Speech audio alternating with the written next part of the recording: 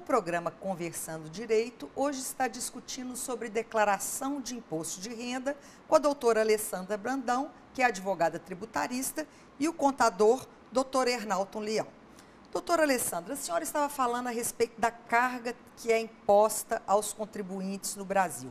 Eu queria sua opinião sobre se há esse excesso de carga tributária e, se houver, o que podemos fazer para solucionar essa questão?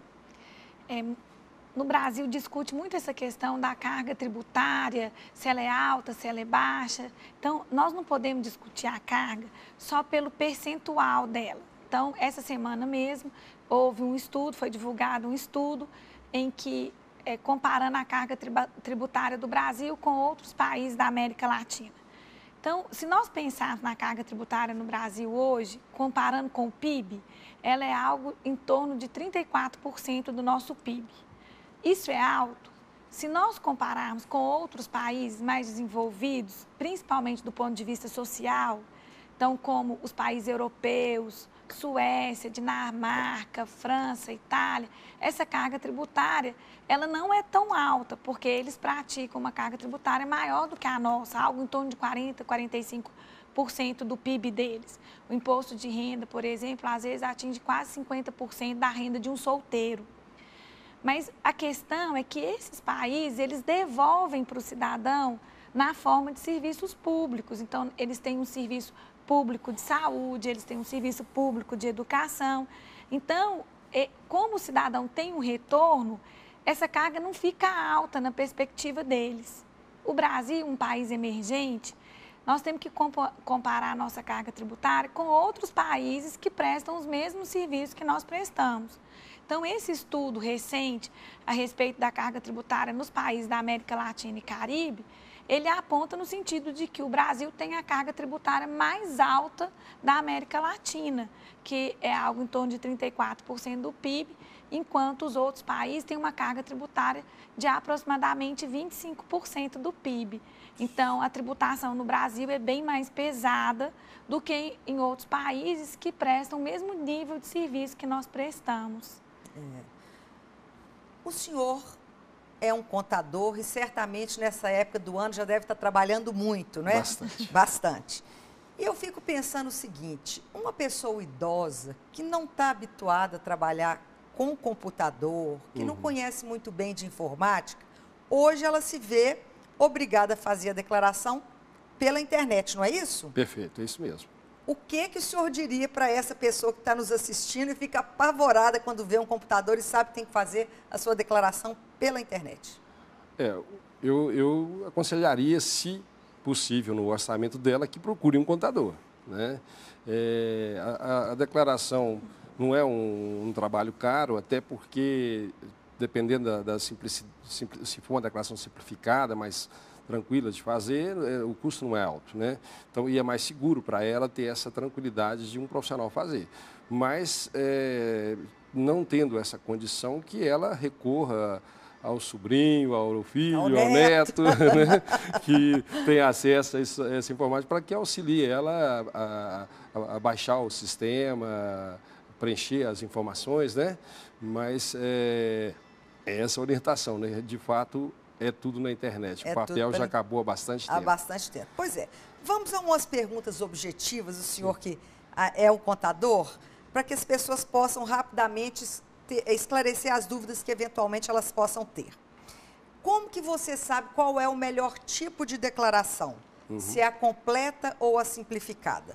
Bom, doutora Célia, de fato, nós temos os dois modelos de declaração, que é a simplificada e a completa. A simplificada, o próprio nome já diz, você pode deduzir 20% da sua renda, limitada a R$ 16.754,34. Você pode deduzir 20% como despesa, né, limitada a este valor. A completa, ela é ideal para quem tem assim, muitas despesas com dependentes, escolas, plano de saúde, despesas médicas, dentista, enfim, despesas em geral que são dedutíveis. Então, quem tem esse perfil, a gente aconselha que vá para a completa. É claro que essas despesas têm que ser mais do que os 16.754, que é o desconto padrão da simplificada, né? Então, se você fazendo essa conta, você consegue definir qual o melhor modelo que vai propiciar para você ou pagar menos imposto ou até mesmo ter uma restituição, né? E quanto à declaração conjunta ou separada? Eu sou casada, eu devo fazer junto com meu marido ou separadamente? Como é que é isso? Bom, a declaração conjunta, via de regra, é quando o cônjuge não tem uma receita ou tem uma receita muito baixa que justifique somar o rendimento dele, né, com o outro cônjuge, né, e fazer uma declaração unificada, conjunta, né? Agora, via de regra, a gente orienta a que os cônjuges façam separado quando ambos têm renda, porque a carga, o imposto vai ficar menor ou vai propiciar uma restituição até. E aí, neste caso, a gente aconselha que um opte pelo simplificado e o outro opte pelo completo e traga para ele as despesas, né, de acordo com o perfil de renda de cada um e tudo, né? Seria necessário uma análise, mas é mais nessa situação. A completa, a conjunta é mais quando a pessoa não tem renda mesmo, um dos cônjuges, né? Aí você coloca... Doutora Alessandra, a senhora falou de casos em que a pessoa tem que declarar, mas não necessariamente tem que pagar. Como que é essa hipótese? Tem as pessoas que têm um patrimônio superior a 300 mil reais, mesmo que elas sejam isentas do imposto de renda, elas são obrigadas a fazer a declaração do imposto de renda. As pessoas que se dedicam à atividade rural e têm um lucro, um faturamento com atividade rural acima de 125 mil por ano, são obrigadas a declarar mesmo que elas não tenham imposto a pagar. Pessoas que são sócios de pessoas jurídicas, mesmo que não tenham retiradas na empresa, eles também são obrigadas a declarar o imposto de renda. Esses são outros exemplos. Quem tem rendimentos isentos e não tributáveis, acima de 40 mil reais, mesmo que eles não tenham bens, eles também são obrigados a declarar o imposto de renda. Entendi. Agora eu diria, a questão do dependente. Dependente é apenas o filho menor? Porque às vezes eu tenho a minha sogra, que eu cuido dela, ela mora na minha casa, as despesas dela sou eu que faço. O que é considerado dependente para fins de dedução no imposto de renda? Os dependentes, os filhos, né, até 21 anos, ou até 24 anos, se estiverem cursando o curso superior, né? No caso, os pais, avós, né, avós e netos podem, mas tem que ter a guarda judicial, tá? No caso dos irmãos também, desde que tenha a guarda judicial dele e esteja até 21 anos, ou que sejam incapazes, né? Os incapazes também. E nesse caso que a senhora citou aí, a sogra pode, desde que você entre com a receita dela na sua declaração, né? Então, se ela tem uma renda de aposentadoria, essa renda, mesmo que ela tenha mais de 65 anos e esteja isenta, você precisa informar essa renda lá na sua declaração como uma renda isenta. Nessas condições, ela pode ser considerada dependente, né? Você pode tê-la como dependente. E a questão da educação? Digamos que eu tenho um filho que tem 23 anos, portanto é maior, mas ainda vive na minha casa e eu pago a faculdade dele. Isso pode ser... Ele é dependente, lançado? Nesse caso. Ele é considerado dependente. Dependente. Até 24 anos.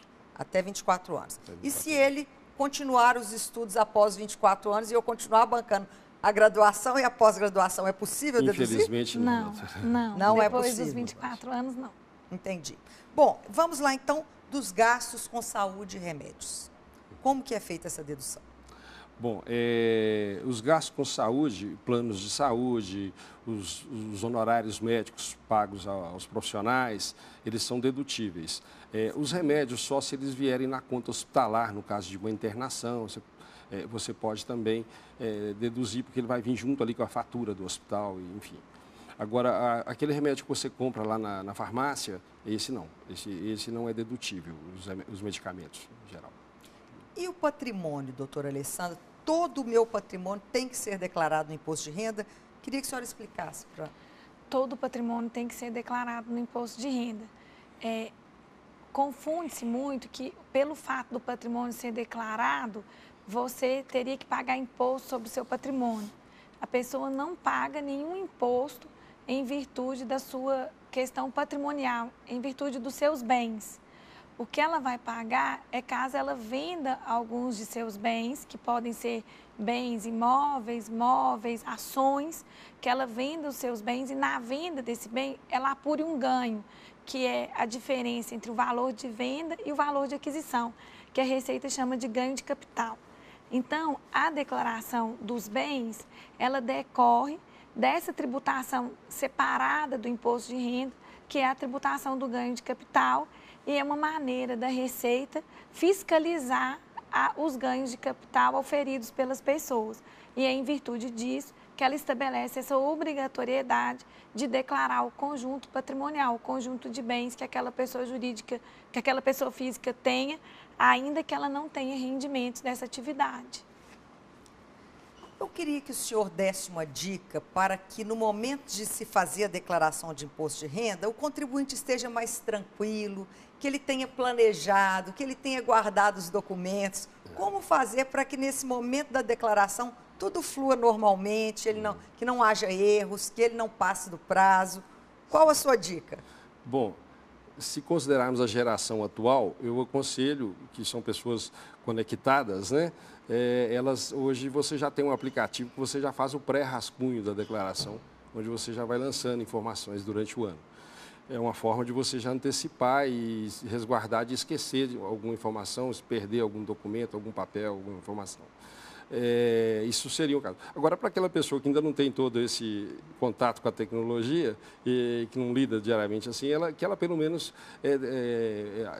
tem uma pasta, né, onde ela diariamente ela vá colocando toda essa documentação em ordem, né, para que no início, em março, ela possa já ali no primeiro lote, ali, se ela tiver previsão de restituição, já entregar a declaração e quem sabe até receber mais rápido, junto com os aposentados, né, que são as prioridades, né?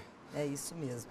Doutora Alessandra, é muito importante que as pessoas tenham a noção do direito tributário. Evidentemente, quem não é do meio jurídico, é apenas uma noção conceitual. O que a senhora acha da cultura do brasileiro em relação a essa questão tributária? É engraçado que quando o doutor Leão estava respondendo a respeito dessa necessidade de planejamento, da declaração, como que as pessoas têm resistência a isso?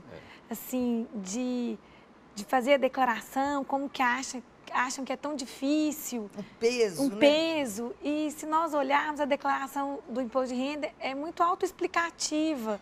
Ela tem um nível de dificuldade baixo para as pessoas que sentam ali sem sentir esse peso. Então, o brasileiro, infelizmente, eu acho que não é uma questão só do brasileiro, não. O mundo inteiro tem um pouco essa resistência de pagar tributos, de imposto, porque é uma obrigação que é imposta, a gente faz independente da nossa vontade. Nós não vemos um retorno imediato disso. E acho que, ultimamente, as pessoas estão um pouco em si mesmadas, elas têm um pouco de aversão a essa questão do público, de participar das decisões públicas, de viver mais em coletividade. Então, nós podemos ver isso em várias esferas privadas. Ninguém quer ser do condomínio, ninguém quer ir na reunião de condomínio, ninguém sabe o que é uma associação de bairro.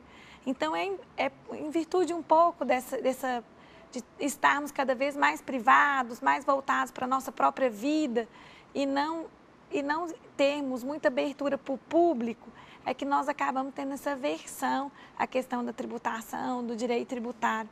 Então, quanto mais o cidadão se inserir, ele vai ver sentido nessas obrigações e ele consegue se planejar melhor para o cumprimento dessas obrigações. Vamos pensar que, se bem aplicados os impostos, eles vão se reverter para a coletividade e, portanto, para nós mesmos, né? Dentro desse pensamento. Com certeza. Não é? Agradeço a participação dos senhores, foi muito elucidativa, muito obrigada. Nós que agradecemos. Muito obrigada. Um grande abraço a todos, feliz elaboração do imposto de renda e até o próximo programa Conversando Direito.